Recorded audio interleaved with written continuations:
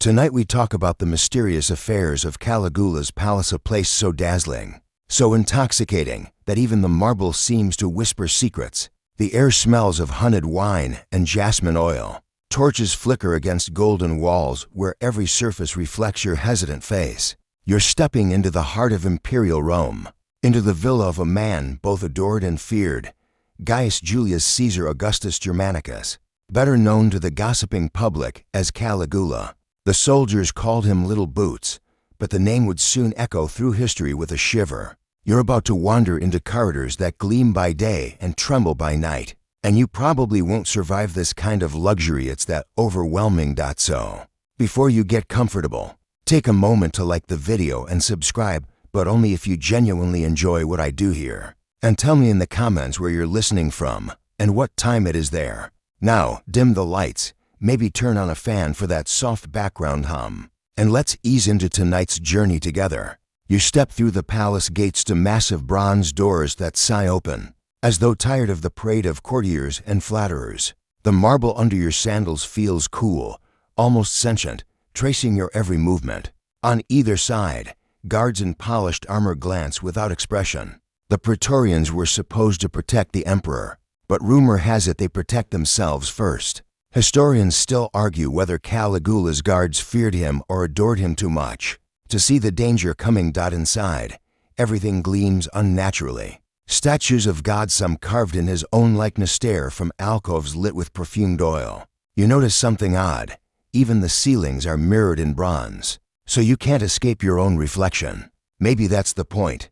Caligula's palace wasn't just a home, it was a stage, and you, my poor nocturnal traveler, have just stumbled onto it. A scribe rushes past carrying a stack of wax tablets. He's muttering the day's expenditures. You catch a number and nearly laugh. It could fund a small city. Caligula has been emperor only a few years, yet he spends as though eternity were his banker. There's a legend, perhaps apocryphal, that he once ordered a mountain of gold coins poured into a courtyard, just to wade through them like water. Fringe story? Maybe. But it's exactly the kind of madness that makes perfect sense here. From the atrium, faint music drifts, flutes, and the low pluck of strings. The walls shimmer with frescoes of sea monsters, gods in mid-kiss, and ships sailing through clouds. You hear a courtesan giggle from behind a curtain. A senator's whisper trails off when he notices you passing. The scent of roasted peacock feathers the air. You realize the palace hums not just with life, but with nervous energy, as if every person is performing for an invisible audience. As you move deeper, past pillars streaked with lapis and gold, you glimpse a mosaic depicting Caligula himself stepping on the back of Neptune, the sea god, proving, perhaps, that even divine tides must bow to imperial whims. Some say he once ordered soldiers to collect seashells as spoils from a war against the ocean. Others think it was satire gone wrong. Either way, you sense what Rome must have felt, that the line between spectacle and sanity was dissolving fast. And yet, for all the chaos whispered beyond these walls, the palace feels strangely peaceful tonight.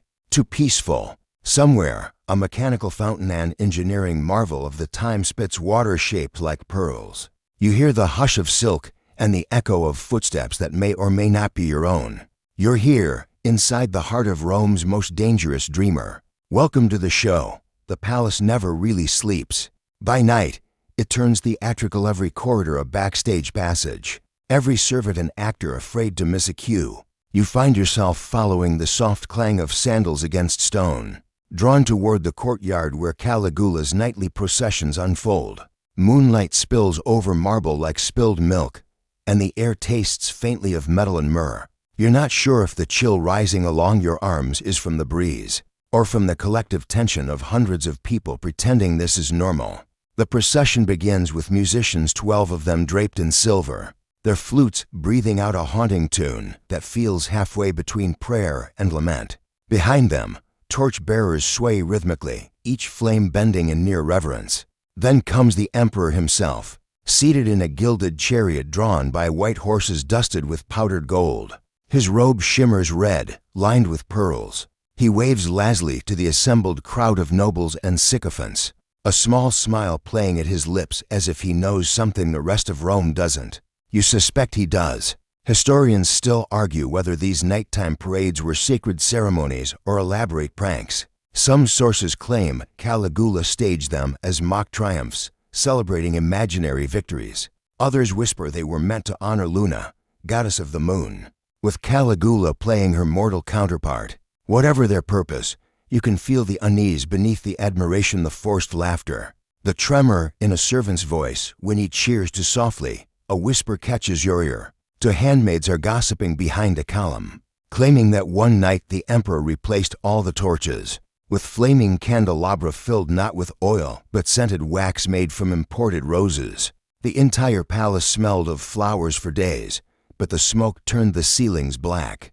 A fringe tale, perhaps, but the lingering scent of burnt sweetness seems to agree. You follow the procession's route past statues of the gods, each bearing a suspicious resemblance to Caligula's face. One statue of Jupiter even has a removable head so the sculptor can swap it with the emperor's likeness depending on who's watching. The rumor alone would have cost the artist his career, or worse yet, somehow he survived. Maybe Caligula appreciated the ingenuity. Suddenly the music falters, and a nervous murmur ripples through the crowd. A senator drops his cup, spilling dark wine across the marble like a wound. The emperor stops his chariot and stares, unblinking, until the man kneels and offers to lick the floor clean. Caligula laughs, a sound too bright, too quick, and gestures for the man to rise. A jest, he says, voice smooth as oil. The tension breaks, replaced by brittle laughter. You laugh too, because not laughing feels dangerous. Somewhere in the shadows, a young poet scratches verses into a tablet, describing the procession as a dance between mortals and madness. His name will be forgotten, but his fear will not. You realize everyone here is recording Caligula in their own way. The guards with wary eyes, the courtiers with trembling hands, and you with your breath held, pretending to admire the spectacle. As the parade disperses, the flutes fade into the night, and you catch one last glimpse of Caligula's profile, half illuminated, half shadow. For a heartbeat, he looks almost human, almost sad. Then the chariot turns, and he's gone. The marble courtyard exhales. You stand there, alone beneath the torchlight, wondering whether you've just witnessed a ceremony or a warning. You wander deeper into the palace, where the air grows heavy and scented with cinnamon oil and wine. A servant hurries past carrying silk cushions. Another balances a silver tray of figs and pomegranate seeds. They're heading, you realize, toward the emperor's private chambers. Few ever see this place uninvited, yet here you are, drawn by curiosity. Or maybe by the low hum of myth that seems to pulse from behind those gilded doors. The bedchamber opens like a stage set mid-performance. Candles flicker in polished bronze stands, their light catching on mirrors arranged in dizzying patterns. You can't tell where the room ends or begins. It's as if you've stepped inside a kaleidoscope of gold and reflection. Caligula believed that the gods should see him from every angle, so he made sure they could. The bed itself is ridiculous. Massive, elevated, draped with purple cloth embroidered with constellations. At its foot sits a small ivory chest said to contain tokens of divinity, though no one dares peek inside. Some whisper it holds the emperor's collection of charms and curios, Egyptian scarabs, Greek love spells, perhaps even a lock of Cleopatra's hair purchased at some extravagant price. Historians still argue whether such relics were genuine, or simply props for his own private theater of power. A courtier once joked that Caligula didn't sleep, he performed repose. He staged even his dreams. Some nights he demanded musicians play until dawn, claiming Apollo visited him in song. Other nights, he would summon philosophers to debate while he lounged half awake, tossing questions like coins into a fountain. If the gods are immortal, he once asked, why shouldn't I be? The philosophers reportedly clapped instead of answering. Smart choice. The atmosphere shifts as a slave girl enters, placing a tray of honeyed milk by the bed. She trembles, her eyes fixed on the floor. You can almost hear her thoughts. Don't look, don't speak, don't breathe too loud. It's said that even the sound of a cough during the emperor's sleep could be fatal. Fringe gossip, maybe, but in this palace, rumor is as real as marble. You notice another oddity. A small stage built near the window, complete with curtains and miniature props, tiny masks, a doll-sized lyre, Some say Caligula reenacted scenes from plays here, assigning roles to his courtiers. One unlucky senator was forced to play the part of a sacrificial victim, while the emperor, laughing, improvised lines as Jupiter himself. Whether this actually happened or was later slander, historians still argue. But you can imagine it, can't you? The laughter, the tension, the applause that sounds more like pleading. Outside, thunder rumbles across the Tiber. For a fleeting moment, the candlelight flickers, and in the mirrored ceiling, you see 1,000 versions of Caligula smiling, frowning, whispering. The illusion is dizzying. It feels as though the room itself is alive, breathing through the scent of oil and the soft hiss of flame. And then you understand, this bedchamber isn't a place of rest, it's a shrine to control.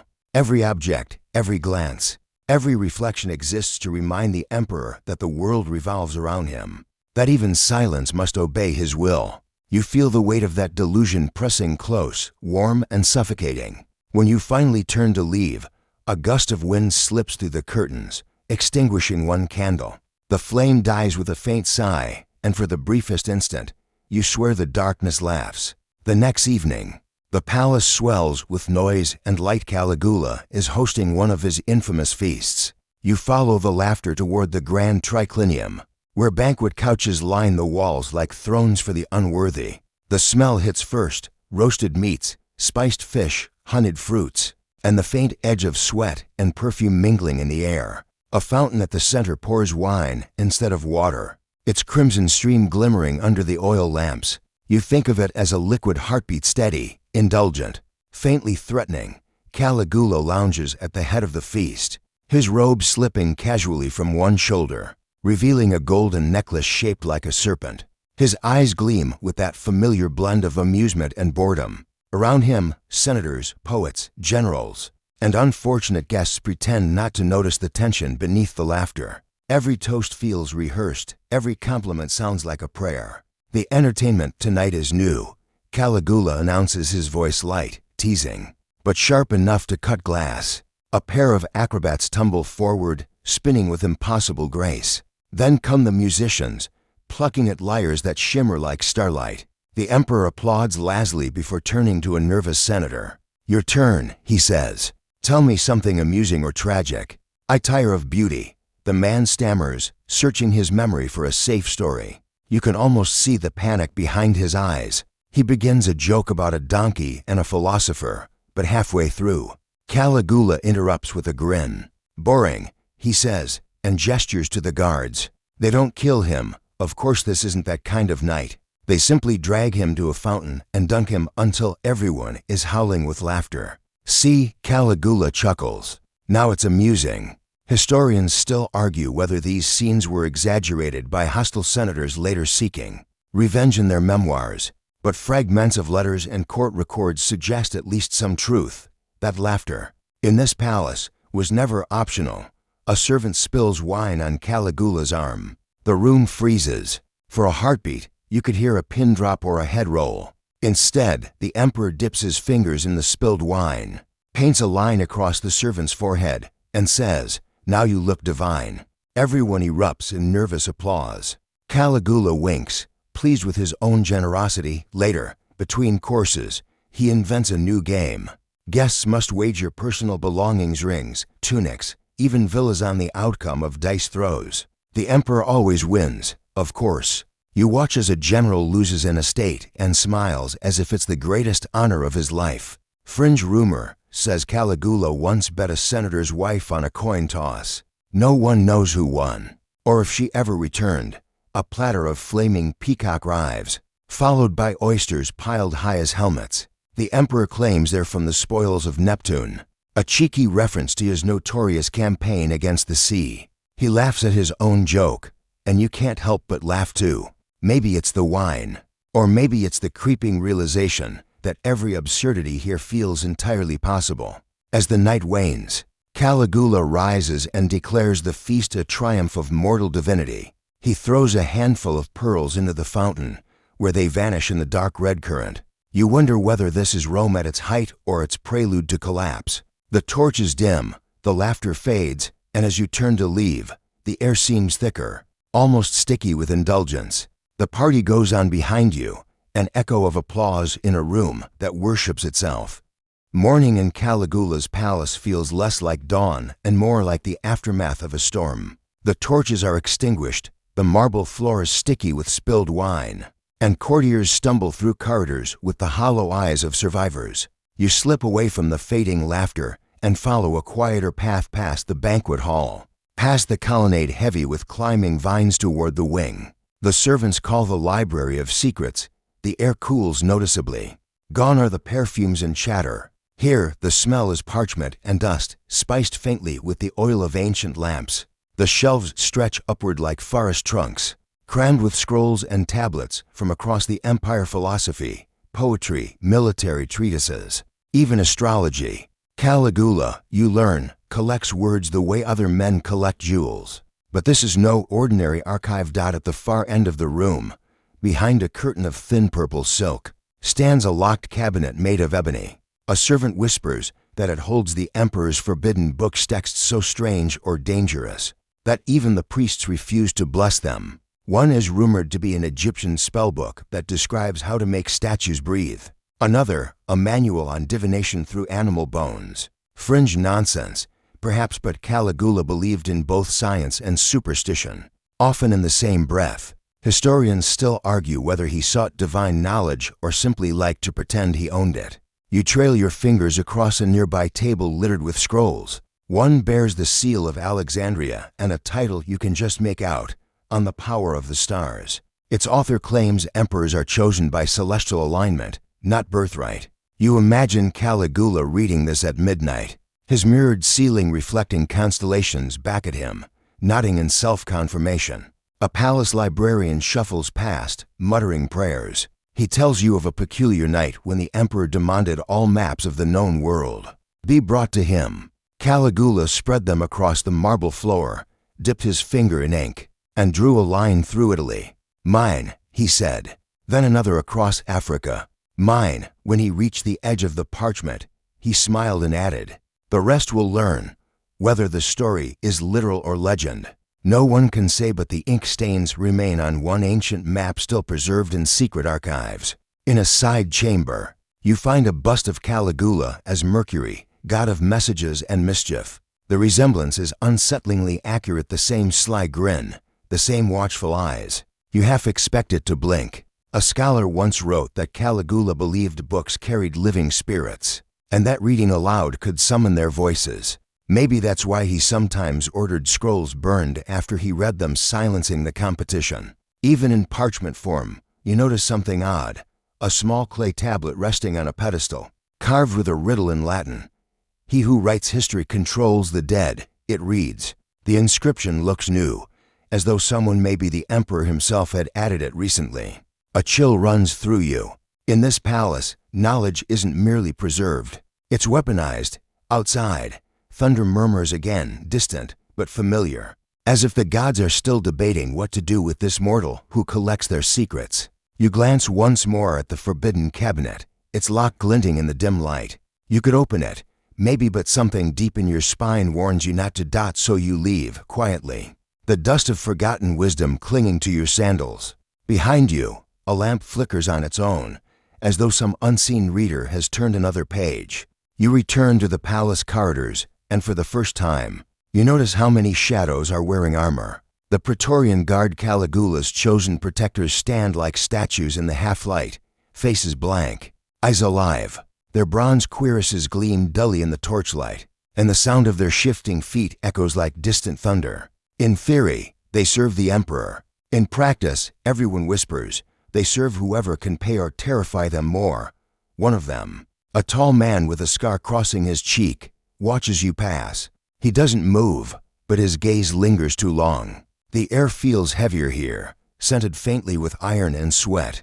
Historians still argue whether Caligula trusted his guards or deliberately provoked them. As part of his endless experiments in fear, you suspect the latter. Trust isn't exactly his strong suit. You follow the corridor that leads toward the barracks wing, where off-duty soldiers drink watered wine and dice in the corners. The walls are plainer here, though you still catch glimpses of opulence, gold leaf outlining doorframes, a mosaic of Mars raising his sword, A few of the guards nod stiffly. You notice something strange. Their helmets are adorned not with the usual horsehair crests, but with small silver coins, each bearing the emperor's face. Perhaps a symbol of loyalty, perhaps a reminder of who signs their pay scrolls. Rumor has it Caligula once assembled the Praetorian cohort and declared himself their living god of discipline. He reportedly ordered them to kneel, and when one man hesitated, Caligula smiled and said, "A god forgives." Then he promoted the soldier on the spot. The next day, the same soldier vanished. Fringe story? Maybe. But that mixture of reward and terror fits his style perfectly. A captain approaches, saluting. His armor is darker than the rest, rimmed in black. You learn his name whispered only, Cassius Sharia. Later, his name will echo through Roman history, but for now, he's just another weary commander navigating the emperor's storms. You catch a hint of bitterness in his voice when he mutters, "The palace is quiet tonight." To quiet, he leads you down a corridor lined with strange devices, mechanical locks, pulleys, and mirrors cleverly ranged. They're part of a secret security system designed to detect intruders or eavesdroppers. Yet you suspect the greater danger lies not outside these walls, but within. "We guard him," Sharia says softly, "but from what?" You're not sure if it's a question or a confession. There's a darker rumor among the servants that the Praetorians have their own rituals after midnight. They gather in the armory, extinguish the torches, and swear oaths over their swords. Some claim these rites invoke old gods of vengeance. Others think they're simply venting their fear of the emperor. Either way, the line between loyalty and conspiracy is starting to blur.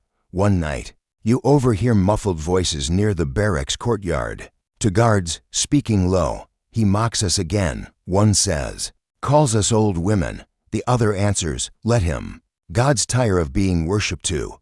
Their laughter fades into silence when footsteps approach. You don't wait to see whose. Historians still debate whether the Praetorians plotted for months or merely seized a sudden chance. But as you walk back through the dim corridors, you sense that the coup has already begun, only no one's told history yet. The torches hiss softly in their brackets. The air trembles with the kind of quiet that only exists before something breaks. And high above, in his mirrored chambers, Caligula still dreams himself immortal. As dusk sinks again over the Palatine, a strange stillness creeps through the palace. The marble halls glow like pale bones in lamplight, and the scent of incense grows thicker sweet, smoky, almost cloying. You follow it toward the eastern colonnade, where rumor says the emperor keeps his private temple. Not to Jupiter, not to Mars, but to something older, stranger, and perhaps only he understands. The door is half open, and a low chant hums within. You step softly, your sandals brushing the mosaic floor patterned with serpents and stars. Inside, the chamber is small, circular, and stiflingly warm. Candles crowd the altars, their flames bending toward a bronze statue of Caligula himself, crowned like Apollo, radiating light, or at least pretending to. A table nearby overflows with offerings, figs, pearls, miniature scrolls, and even a dagger carved from ivory. A priest in dark robes adjusts the candles, whispering prayers to what sounds like multiple gods in the same breath. You realize he's mixing names: Isis, Mithras, Luna, Augustus.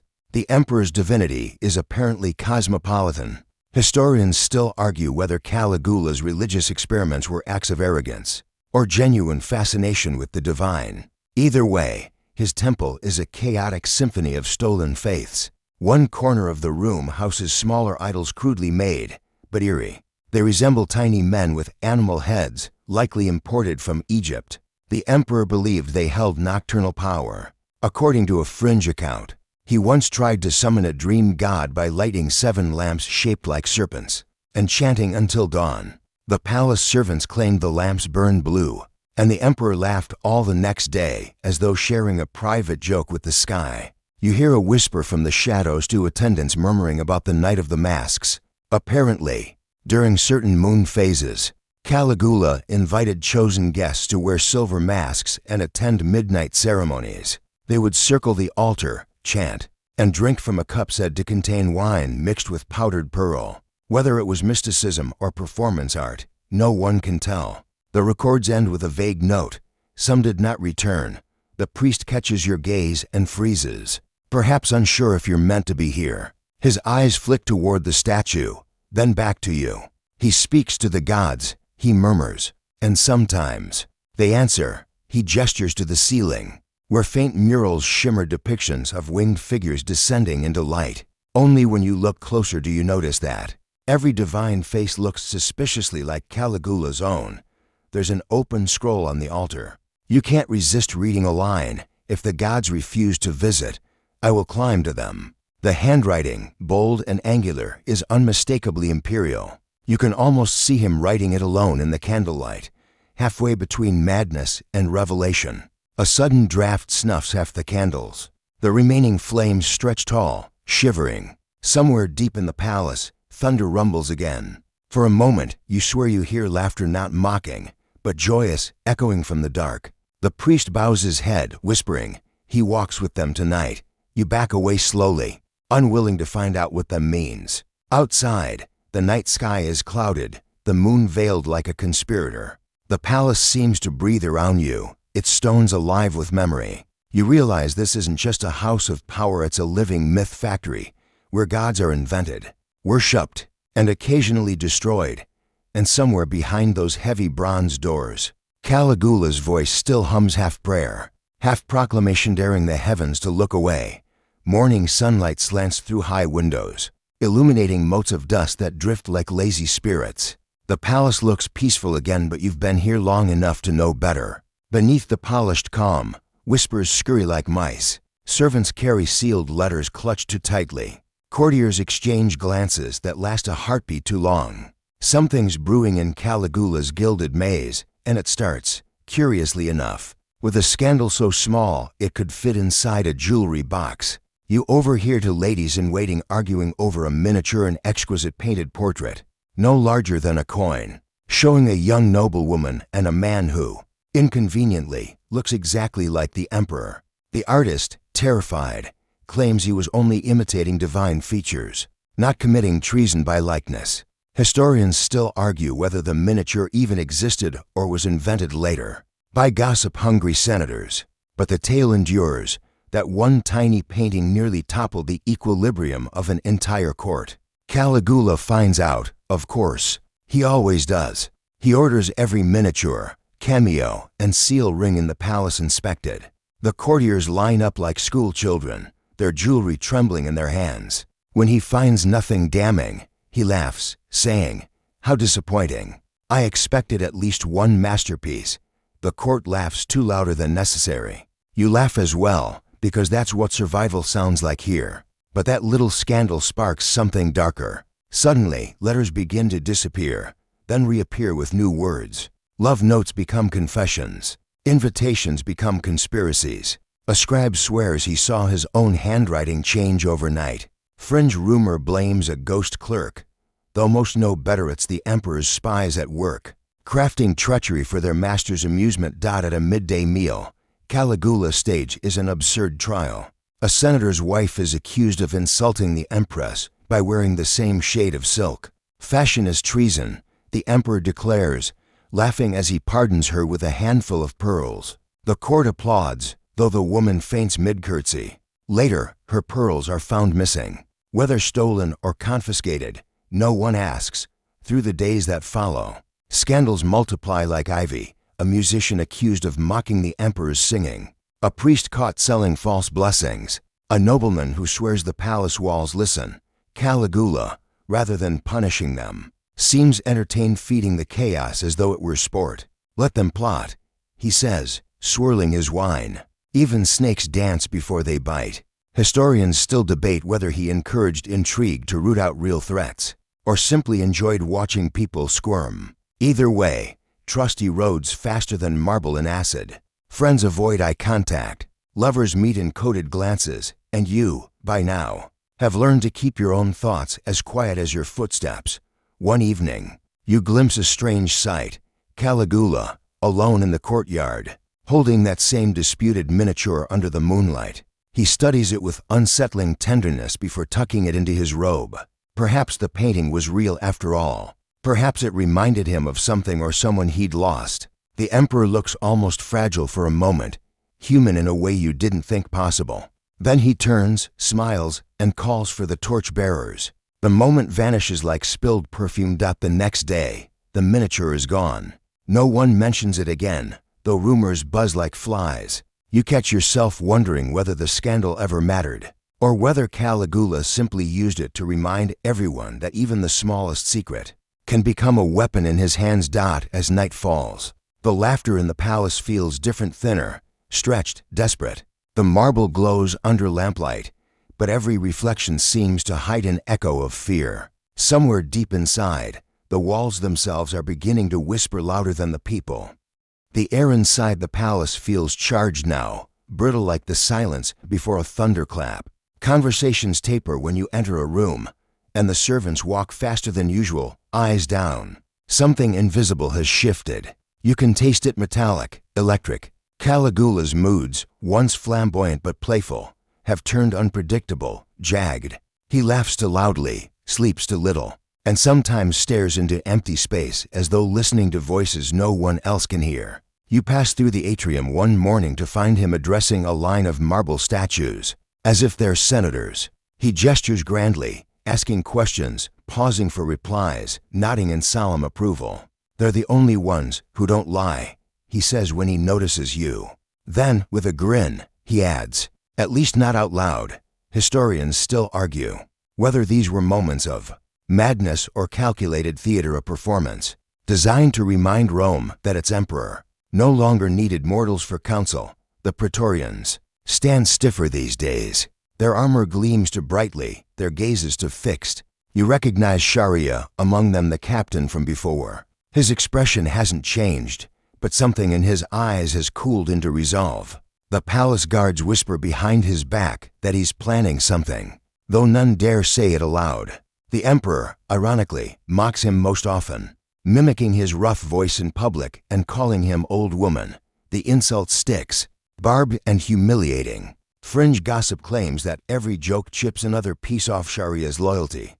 One evening, Caligula hosts a final spectacle, a banquet turned prophecy. The tables are dressed in black silk, the torches dyed blue. Tonight, he declares, we dine with the gods. Guests try to laugh, but the words land heavy. He orders each person to drink from a chalice inscribed with their own name, so the fates won't forget who attended, he says. A philosopher, trembling, whispers to you, it feels like a funeral disguised as a feast. He's not wrong. Between toasts, Caligula unveils his next grand plan. He will move the imperial residence to Alexandria, rule from the east, and perhaps even merge his identity with that of Jupiter Ammon.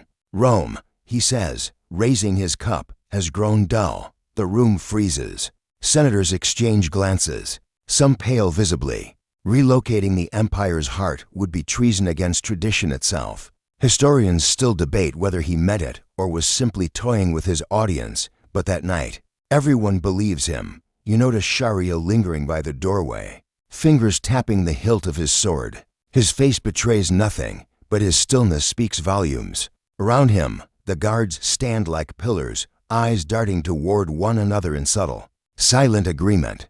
The air hums with inevitability. Later, as the guests disperse, a servant murmurs that a secret meeting took place in the barrack. Sworn vows, exchanged glances, and one phrase repeated like a prayer, even gods must bleed. Whether it's rumor or prophecy, you can't tell. But that night, you dream of mirrored halls cracking, of torches guttering out one by one, and of laughter turning to screams. When dawn rises, pale and indifferent, Caligula emerges from his chambers radiant, refreshed, as if nothing weighs on his divine shoulders. He greets his guards with a jest, claps Sharia on the back, and strides toward the theater to address his court. The carters gleam as he passes. Everyone bows too deeply. The marble feels cold under your feet. You follow, though every instinct screams not to, because deep down, you already know this performance, the emperor's greatest, final act, is about to end. And like all good theater, it will close with silence. You trail behind the procession as Caligula steps into the underground passage that leads to the imperial theater. It smells faintly of oil and iron, and the echo of sandals striking marble beats like a muffled drum. He's humming something oddly cheerful while the Praetorians flank him, a living corridor of steel. The palace seems to hold its breath. Up ahead, Sharia moves in measured silence, his jaw tight. You notice the faint tremor in his hand as he adjusts his grip on the sword hilt. It's a tiny gesture, but it ripples through you like a signal. The others sense it too. When Caligula pauses to speak with a secretary, a shadow flickers across Sharia's face, hesitation, or maybe regret, but it passes. The emperor turns, smiling. "Ah, my brave soldier," he says mockingly. "Will you kiss your emperor today or your mother?" Laughter ripples awkwardly through the guards. That's when it happens. A sudden metallic whisper, a blade sliding free. Sharia lunges first, striking low, not high. Caligula stumbles backward, shock flashing through his eyes. For a heartbeat, no one moves. Then, chaos bursts open like a thunderclap. Blades flash, sandals scrape, and the chamber fills with echoes of gasps and grunts. You back into a wall as torches waver. Historians still argue whether the conspirators acted from patriotism or vengeance, or simply exhaustion after years of mockery. Some claim Caligula called out for the gods he once mocked. Others insist he met his end laughing, incredulous to the last. What's certain is that the marble beneath your feet darkens with finality. When it's done, the silence feels enormous, too large for one room to contain. The guards scatter. Some rush to seal exits. Others drop their weapons in stunned disbelief. A freedman kneels beside the fallen emperor, trembling, whispering, "It's over." Yet even now, the palace doesn't quite believe it. Upstairs, the courtiers wait for the next scene, expecting Caligula to burst in, furious or triumphant. But he doesn't. He never will. Within hours, the news spreads like wildfire through the marble veins of the city. Senators pretend relief, though fear drips through their words. The Praetorian Guard, those same instruments of his power, declare Claudius, the timid uncle, as emperor before dusk. Rome, ever practical, cleanses the stage and resets the lights. The theater, after all, must go on. You wander the now silent corridors. The same halls that once echoed with Caligula's laughter now carry only the hollow shuffle of sandals and the faint creak of settling marble. His treasures are inventoried, his statues quietly removed, his name whispered less and less. But the stories, oh, the stories remain. Some claim his ghost walks the Palatine Hill, laughing at the fools who thought they could erase him. Others say the palace itself remembers, that on certain moonless nights the torches flare blue again, and a shadow hums down the corridor, whistling some cheerful tune. You pause at the threshold of the emperor's chamber. The air feels warm, almost alive. You remember the laughter, the cruelty, the strange charisma that made even his madness magnetic. Historians still argue whether Caligula was truly insane or just the first ruler to strip away the polite lies of power. Either way, his story endures like the echo of a dream you can't quite shake. And as you step into the fading light, you realize something simple. Palaces may fall, marble may crumble, but mystery, that eternal pulse of human fascination, survives everything. So here you are, the night stretching out like a sigh, the marble halls finally quiet. You can almost hear the city beyond the walls, soft, rhythmic, alive. The empire moves on, as empires always do, but for a moment, you linger in that fragile hush after history exhales. The torches burn lower. The air cools. The ghosts of the palace seem to settle, content that their stories have been told. Let your thoughts drift, not to the madness or the blood, but to the strange humanity of it all. The way ambition, fear, and longing ripple through every century like light across water. You picture Caligula's empty throne, gleaming faintly under a film of dust, and realize how every seat of power eventually becomes a monument to silence. Your breathing slows. Each inhale softens the edges of marble. Each exhale dims the torches a little more. The laughter, the whispers, the footsteps all fade until there's only you, wrapped in the stillness of ancient Rome's forgotten night. Maybe that's the secret lesson buried beneath the spectacle. That history isn't just about empires rising and falling, it's about the quiet that follows, and how we learn to listen to it. Now the story drifts away like smoke. You can let your mind wander, maybe back to the sound of waves against a Roman shore, maybe just to the rhythm of your own heartbeat. Sleep easy, traveler of time. The palace doors close softly behind you.